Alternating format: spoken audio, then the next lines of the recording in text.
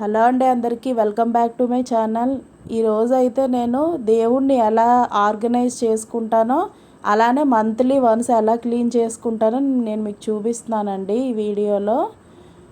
మాకైతే చాలా చిన్న షెల్ఫ్ అండి, పూజది సపరేట్ రూమ్ అయితే కాదు. కానీ మనం ఎలాగో ఒకలా నీట్గా ఆర్గనైజ్ చేసుకోవాలి కదండి పూజ చేసుకునేటప్పుడు. ఫస్ట్ అయితే ఇవి మనం ముందు పెట్టుకున్న బొట్లు, గంధం, కుంకుమ అవన్నీ ఉంటాయి కదా, ఒక టిష్యూ తీసుకొని అదంతా తుడిచేయాలండి. పౌడర్లా రాలిపోతాయి కదా కిందకి.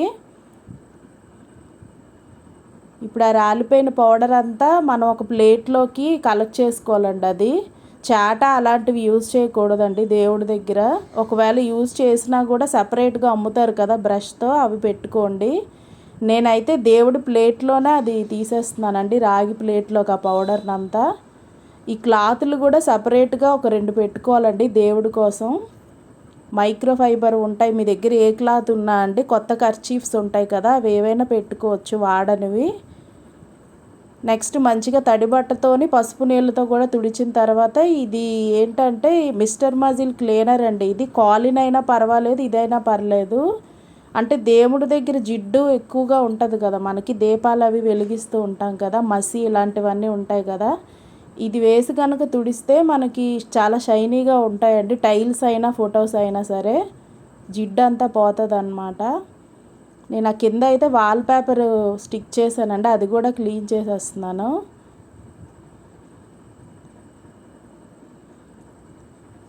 అది పూజా రూమ్ అయినా లేదంటే కబ్బోర్డ్ అయినా సరే మనం ఆర్గనైజ్ చేసుకోవడంలో ఉంటుందండి. చిన్నదైనా పెద్దదైనా అందరికీ సపరేట్ రూమ్స్ అయితే ఉండవు కదా పూజకి.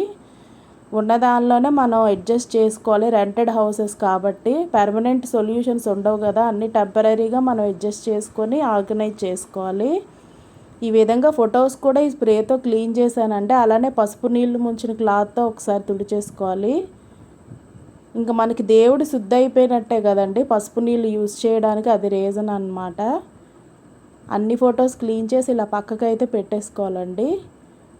ఇప్పుడు అవి డ్రై అయిన తర్వాత గంధం బొట్లు పెట్టాలండి. ఫస్ట్ మీ అందరికీ తెలిసే ఉంటుంది కదా, రౌండ్గా పెట్టేస్తాం కదా, అందరికీ తెలిసిందేనండి ఇది. కాకపోతే నేను ఎలా చేస్తున్నానో ఈ చిన్న షెల్ఫ్లో నేను చూపిస్తున్నాను అంతే. నెక్స్ట్ కుంకుమ బొట్లు కూడా పెట్టేసుకోవాలి. నాదైతే చాలా చిన్న షెల్ఫ్ అండి, ఇందులో ప్రసాదాలు కానీ ఏమీ పెట్టడానికి కూడా ప్లేస్ ఉండదు. నెక్స్ట్ అయితే పూజా సామాగ్రి క్లీనింగ్కి వచ్చేస్తే ఇది లెమన్ సాల్ట్ అండి, ఒక స్పూన్ తీసుకున్నాను. అలానే ఒక స్పూన్ డిష్ వాష్ జెల్ అండి, విమ్ జెల్. ఇది ఈ రెండిట్లో కొంచెం వాటర్ వేసి మిక్స్ చేసి ఒక సపరేట్ స్క్రబ్బర్ పెట్టుకోవాలండి దేవుడికి. దాంతో మనం ఎలా అయితే గిన్నెలు క్లీన్ చేస్తామో అలా క్లీన్ చేసేయడమే. మీకు వీడియోలో క్యాప్చర్ అవుతుందో లేదో తెలియదు కానీ చాలా షైనీగా వస్తాయండి. అమ్మ, అత్తయ్య వాళ్ళు ఏంటంటే ఇటుక, ఈ నెక్స్ట్ చింతపండు ఇవన్నీ వాడతారు కదా, ఇసుక. మనకి అంత టైం ఉండదు కాబట్టి ఇన్స్టెంట్గా ఇలా క్లీన్ చేయొచ్చండి. ఒక నెమ్ముప్పు ఒకటే ఒక పావు కేజీ తెచ్చి పెట్టుకున్నామంటే ఒక 1 మంత్ వచ్చేస్తుంది మనకి. చేతులు కూడా డ్యామేజ్ అవ్వవు ఎక్కడ. పీతాంబరి అయితే వాడాల్సిన అవసరమే ఉండదు. నాకైతే పీతాంబరి అసలు సెట్ కాదండి, చేతులంతా ఒక స్క్రాచెస్లా అయిపోతాయి అన్నమాట. సో నేను ఇవేవి ఎంచుకున్నాను. మీలో ఎంతమందికి టిప్ తెలుసో నాకు కామెంట్ చేయండి. కుందులు, ప్లేట్లు, చెంబులు ఇవన్నీ ఈ విధంగా క్లీన్ చేసేసానండి. చూసారు కదా ఎంత షైనింగ్గా వచ్చాయో. ఇంకంతేనండి, దీపం అయితే పెట్టేశాను. నేనైతే ఈ విధంగా నా మంత్లీ క్లీనింగ్ అయినా ఏదైనా చేసుకుంటానండి దేవుడికి.